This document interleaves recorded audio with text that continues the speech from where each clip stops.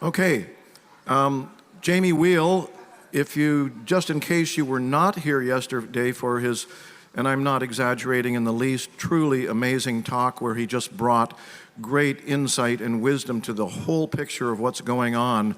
It was just unbelievable.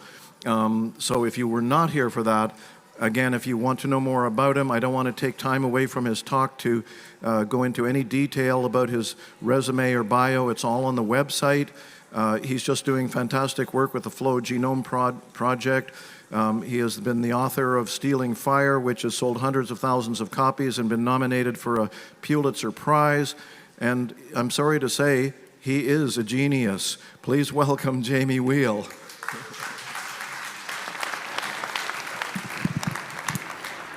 All right. Good afternoon, folks. And just, to play feng shui cop for a second, please permission to gather in the center and come up to the front rows. Like if we're in on this together, let's please do that, because it'll actually help us create something as we share things. And Stephen understatedly said Jamie has a lot to say. My kids just roll their eyes and they're like, "Dad, you are so extra." And I'm like, "What's extra? Let me look that up." But apparently, I am a little bit extra.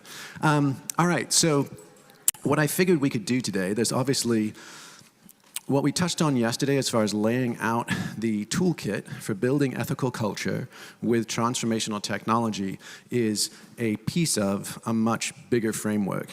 And there's a lot of things we can go into, but what I thought would be helpful is to just go back and make the most of this time together to cover what we skipped over yesterday, which was the ethics. And I was speaking about how, millennia-old lineage traditions are profoundly valuable, and it is continually on us to update them so that they speak to our time and place, so that they actually give us guidance to the questions we're answering. They give us steerage for the dilemmas we face.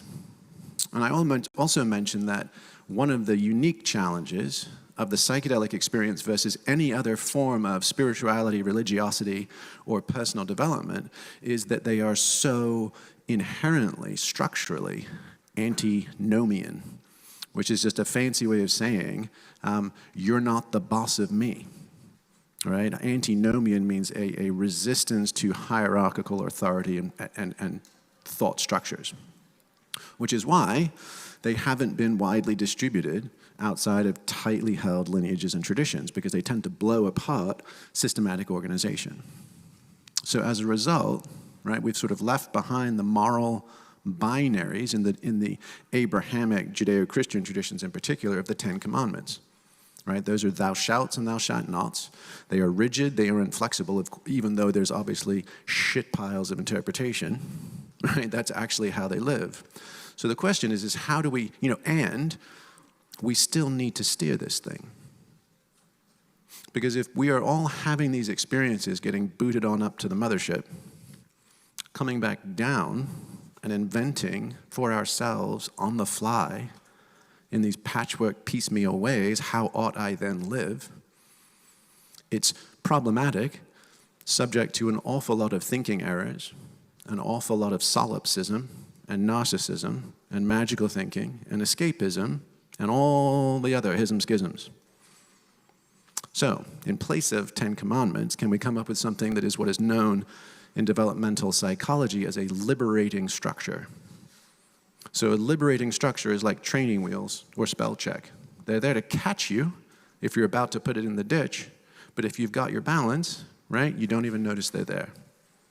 So with that preamble, I want to introduce you to at least a list of 10 that we've compiled from our research and training thousands of folks in this space to say, hey, these feel like some persistent issues.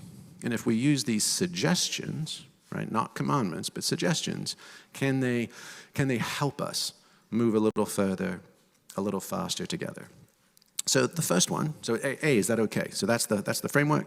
This is the permission and opt-in. We're all good to go. Okay, so the first one is do the obvious. Do the obvious.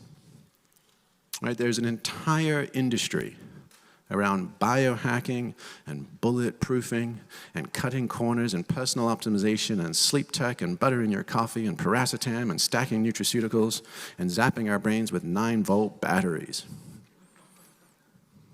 And every single one of those people, you will notice, is also trying to sell us stuff.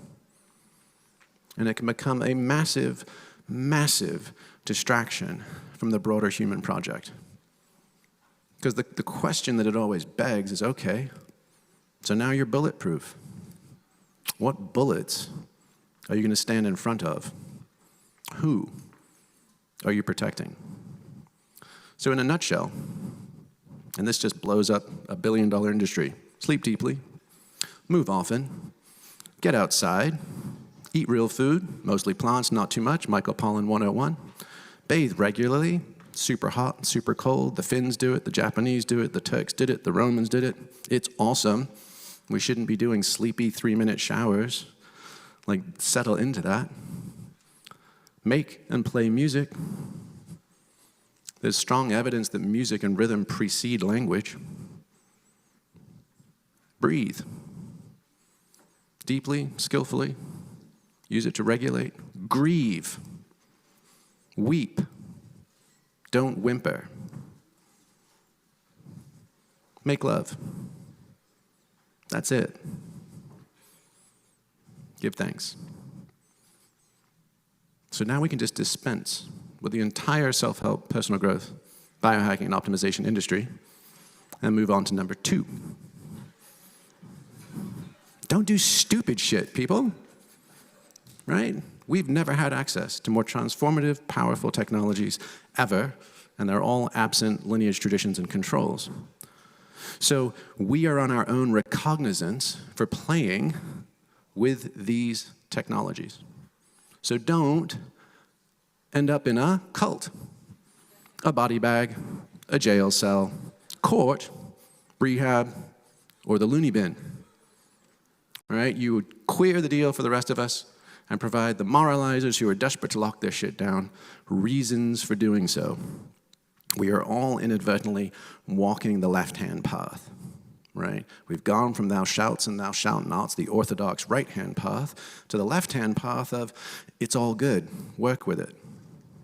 And the left-hand path is famous for being the fastest route to awakening, asterisk, with the lowest completion rate. So don't do stupid shit. Number 3, let the mystery stay the mystery. Was that a... Oh. Yeah. Right? Not only is it turtles all the way down, right, as the ancient joke goes, it's fractal turtles all the way down, up, and sideways. There is no bottom, top, or middle to this thing. And the more you plumb the depths of the mysto, the more you realize it is not something to be mastered or even mapped. You compare Lilly to Kesey, you go back and look at the grand spelunkers, Philip K. Dick, you name it. All of their maps are different, which would suggest they are all mediated by biology, genetics, epigenetics, the prison house of language, and the filters of selfhood. That's it. Ken Kesey said once, a beautiful quote, he said, the answer is never the answer. When you think you found it, you stop looking. Right? Plant a garden where strange plants and mysteries bloom. Now think how much time we spend on number 1, the personal optimization-y shit. Maybe less so you guys, because you're all just puffing tough together and listening to good tunes. But like down in Silicon Valley, right? Think how much time is wasted on that and how much time is wasted on this one. Just bow down, man. We need more room for awe. More room for the unknowable. It enriches our life. This one, 80-20, woke to broke. This is the Pareto principle writ large, right? We tend to get 80% of the benefit of our psychedelic, ecstatic, transformative states from the first 20% of dipping our toe in that pool. If you look at the MAPS research, right, the first 3 exposures to MDMA therapy for people suffering chronic PTSD, life-changing, life-affirming. The 33rd time I roll, I haven't become Yoda. There was a massive drop-off in ROI, to the point where it actually becomes negative the more I'm doing. So people are like, dude, I've done like 70 ayahuasca ceremonies. I'm like, okay, what in the first dozen weren't you listening to? It's like overexposing film again and again and again. At some point, it just washes out. So if we get 80% of the instructions we need to grow and be better humans off the first 20%, but of course that's so asymmetrically powerful that we're like, I've got to keep going. This is amazing, but it's like being a junkie. It's the second and third shots of heroin that are the only ones worth paying attention to. The first one makes you puke, and the fourth through thousandth, you're chasing the tail of a setting sun that's behind you. And not only is there diminishing returns for increased time, money, and investment, but there's an opportunity cost to our humanity. And it's twofold. One is that in chasing the long and diminishing tail of our imagined perfectibility, we are fundamentally abrogating the basic nature of the human experience. Right? Hemingway said, he said, the world breaks everyone. And some of us are stronger in the broken places. Right? Leonard Cohen says there's a crack in everything. It's where the light gets in. If you haven't birthed children and buried parents and experienced the randomness and fickleness of this life, and we're just trying to bypass it to a place where I manifest from the secret in the Akashic field everything I want and nothing I don't, we're denying our core humanity and our strength. It's in our brokenness, it's in our mortality and our divinity that we find and express our humanity. And the other one is just opportunity cost. If I'm chasing the long tail of my perfectibility I've got enough to remember who I am. I've got enough to remember what I forgot. I've had enough to see what is mine to do. And then what about my brothers and sisters behind me? What about the people struggling just to get their heads above water while I'm trying to learn to levitate or become a breatharian? Fuck that. Go help in an urban garden. Go sit with elders in the senior center. Pick the intersection of our trauma, like the pain in our heart where we feel the world most acutely and what needs healing, and our talent. And go do that. Right? Go do that. 80-20, man. I mean, we work with Navy SEALs, and those guys do all kinds of, sophisticated biohacking and all this stuff. They don't come into those places and get into a float tank. And they're like, oh, now what about acupuncture? What about cupping? I'm wondering about some coffee enemas. Is that going to help me too? No, they don't. I think I'm going to become a massage therapist. No, they're like, I have a mission. I'm banged up and broken. I come back in to patch myself to the point where I can get back to what I must do. And they go back out and they do it. And we can too. We must. This one always goes over well. Yeah, fuck our journey. I was in a hot yoga class, which is not a place I ever like to be, but my wife insisted I come. And it was one of those hip and happening ones on a Friday night with all the pretty people. And I'm sitting there in some contorted pose, sweating far more than I like. And I hear the sweet yoga instructor being like, yeah, so like 5 years ago when I began my journey. And I was like, and in my mind was just this t-shirt that just said, fuck your journey. And I was like, oh yeah, that's so good. Because we fetishize our path to becoming, right? I mean, how many times do you hear people wind up with one of those? So when I began my journey, and you're like, oh my God, what difference does any of that make? On the one hand, it's profound and important to us. These are our stories. These are our stories of transformation. And on the other hand, either we're together in this present moment, in which case everything that got us here is redeemed, or we're not, and talking about it is not going to get us there. Now, St. Paul was a little bit more politic than I am, and he said it a bit more beautifully. He said, love keeps no record of wrong. So we're either here together, in which case it all makes sense, and my wounds and my childhood trauma, it's all of us, of course. I mean, have you guys ever been in an experience where you've shared deeply with others, like a workshop or a gathering, and you've really like just been like, oh my God, how much suffering is there between us? It's heart-wrenching. And then at the same time, but we're all here. Like, my God, we're resilient. My God, there's so much courage. There's so much persistence. Can we just take that as table stakes? We don't have to keep relitigating. This one, I mean, I mistakenly named my organization the Flow Genome Project, which is all about peak states which are easy and effortless. So a lot of people come trying to bypass the hard stuff. But the paradox of grace is the more we grit it out, the more of it we experience. Right? Mark Twain famously said, if you've got to eat 2 ugly frogs in your day, eat 2 frogs in a day, eat the ugliest one first. And that is the paradox for the transformational community, right? Because we have had unearned wisdom, as Carl Jung called it. We spend so much time being like, oh yeah, I mean, sorry I was late in traffic, or sorry I didn't make it to lunch. I mean, I was just going in the flow. It wasn't quite right for me, you know? And you're like, no, that's not it. That is not it. Lean in, right? How do we become stoics? Like mystic stoics. Take the light and do things with it. Steer into the skids. This one works for any of the musicians and the athletes. As we get out beyond consensus reality, right? We're in a realm beyond guardrails and signposts. And a lot of people succumb to batshit woolly magical thinking. And it's problematic.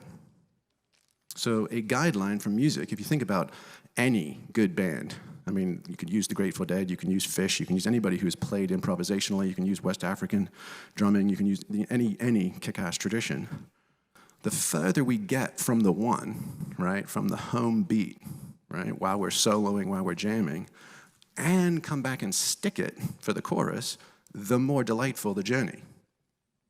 But if you have somebody like a hippie drum circle, right, noodling away, completely forgetting the one, they're just banging on shit and making noise. So we can go anywhere, and the further afield we go and come back and fucking stick it, that is good. It's delightful. It's profound, right? And the same with action sports athletes. You're a surfer, you're a skier, you're a snowboarder, whatever it might be.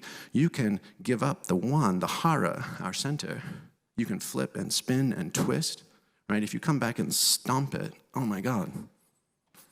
It's kinetic poetry. So as we go into the post-conventional realms, we can do that, but we have to be able to reverse our compass bearings. And if we can get back to consensus reality, bibbidi-bobbidi-boo, right, then we have permission to entertain some of the more compelling and outlandish things we have to mull as we engage the deep mystery.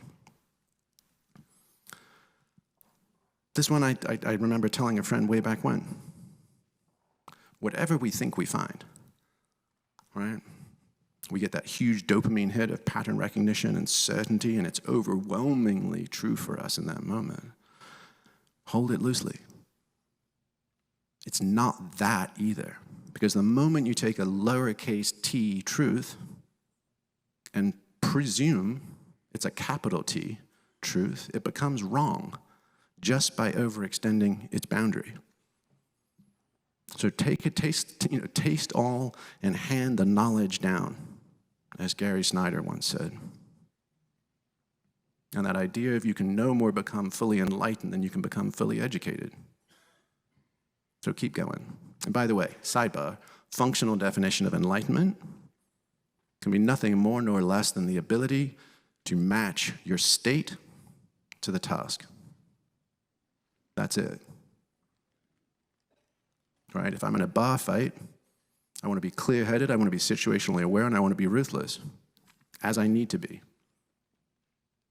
If I'm soothing a colicky child at 3 a.m., I want to be a mammaling primate parent, grounded, warm, connected. If I'm hoping to commune with God on a mountaintop, I want to be empty and humble. Right? There's no fetishization a specific neurophysiological state or interior state of consciousness that we want to camp out in balance, like on a surfboard, is a constantly changing value set, depending on the waves, depending on what I'm trying to do. Balance is the thing, not bypassing. This one, we actually heard from good old Wendell Berry before lunch. And if you guys haven't read his poem, The Mad Farmer's Manifesto, it is one of the most prescient descriptions of today that I think I've heard. And I think he wrote it 30 years ago. One of the lines in it, he says, "Be joyful, though you have considered all the facts."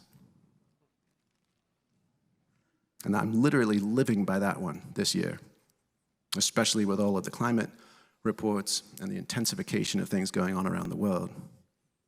If you juxtapose that with Oliver Wendell Holmes' like, I don't give a fig for the simplicity on this side of complexity, but I'd give my life for the simplicity on the other side of complexity. I think the same could be said for Wendell's exhortation to be joyful, though we have considered all the facts. That is the joy on the far side of despair, not the sugar high and the diversion on the near side. So this one is practice resurrection. This one occurred to me high up on a mountaintop where I was actually having a staggeringly intense death practice. And I was like, okay. The Tibetans spend their entire life as monks, 3, 4, 5 decades of dedicated practice, just so then at the moment of dying, they can remain awake and step off the wheel of incarnation in the bardos. And I was like, well, man, that is a shit pile of effort for one at-bat. You know? Like, what if we practice it every day, every moment? What if we practice resurrection like Barry suggests? And we practice dying to our stories, dying to our pain, dying to our pleasure, dying to our rightness, to our wrongness, dying every moment, and living into the love. It's a radical practice, and all psychedelics, all meditation, some powerful sexuality, martial arts, and actual combat, extreme sports, they're all death practices. So let's practice resurrection. Let's know ourselves as something more durable than a little monkey with clothes seeking pleasure and avoiding pain. And this one was good old Aldous Huxley on his deathbed on 250 micrograms of Sandoz finest, sitting there holding Laura's hand. And this incredible philosopher, this man of letters, who could have said anything, chose these words: above all, be kind. It doesn't matter how many nth-dimensional entities I've got on my team. It doesn't matter what I believe the universe is up to or about. None of this stuff matters. None of the chasing starlight. None of the diving into alternate realms. None of it matters if we forget this part. And if we remember this part, we've already won. So where are we on time? Oh, shit. All right. So somehow we skipped this, but I kind of wanted to share it with you. So this is what it looks like if we put this whole thing together. And I'll actually tell you the story of how it came about before I explain it. This was earlier this year, and I was sitting with my wife, Julie, and we were having a really heartfelt conversation. And it basically we've been together since we were in college, and our entire life has been informed by our magical initiatory experiences. So from the third day we knew each other, we have been, baptized in this well that we've all shared. And periodically through our life, there's probably been a dozen or so chapters that are comparable to those dreams you have that you never forget. And they've absolutely shaped our experience in ways that, boggle our imaginations and have led everything we've done. And at the same time as that, we've been together since we were kids. So there were places we were unkind and unconscious, especially me, not so much her, back in our past. And we were really hung up on a persistent old wound in our life. And I was like, Jay, we get to choose. We have to choose. We have been to the end of our mythic story. We've won. We've seen the end of this story. And on the other hand, back in our biographic life, there are these knots of trauma. It's which story do we want to live? It's really a choice. And as I thought that, I'm like, well, actually, that's not quite right. That's in the right neck of the woods, but it's not quite right. Because we don't want to just leave our biographic lives behind. Ideally, we want to weave our mythic and our biographic lives together. And as soon as we started sketching it, I'm like, oh shit, that looks like the Jesus fish. And then I was like, oh shit, look at that tail. It keeps going. Maybe this becomes the DNA strand of Anthropos. So that said, now let's unpack it. So the first bit is we're all born and we all die, right? And this is the arc of our biographic life. And along that biographic life, these little dark spots are our adverse childhood events, the ACEs that we were talking about earlier, as well as adult-inflicted trauma, the bumps and scrapes of life that shape us. Now, if we're fortunate, and I would presume that almost everybody in this room has been, occasionally we start punching through into these peak experiences. We have glimpses of something more. But for the first couple, they're isolated, punctuated events. We don't know what they are, and we don't know how they fit. But it takes 3 points to make a trend, right? In geometry and statistics. So by this third one or so, we're like, wait a sec. If I look backwards and I connect these dots of my initial mythical experiences, I begin to see a plot. There feels like there's a part of my life that's distinct from my 3D biographic waking life, higher self, true self, soul, archetype, whatever you'd want to call it, something. And we start putting the pieces together into the chapters of our mythic life. Is anybody kind of tracking your mythic unfolding? Anybody? Okay, a few? A little bit? Well, this is an invitation to look back and scan your psychedelic data set and see if there is a narrative to tease out and live into. Now, the trick here, there's 2 common pathologies. Once we start doing this, the 2 pathologies are spiritual bypassing and spiritual materialism. Spiritual bypassing is we start connecting that sense. We're like, I have a mythic life. I have a super soul purpose. I have something bigger and more important to do. And I don't want to go home and do the dishes. I don't want to show up for my shitty IT job and stand in traffic. I am a golden god. So the spiritual bypass is I don't want to go back to that dreary, gritty, unmagic life of mine. I want to stay here. I'm going to mortgage my house, run up my credit card debt, stay down in Peru for a season.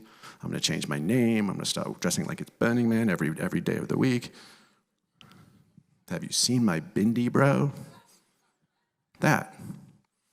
The alternate, which is increasingly pernicious, is the hungry ghosts that are catapulting themselves up into this space with no preparation or clarification. And they're like, oh shit, this is sweet. I could sell the shit out of this.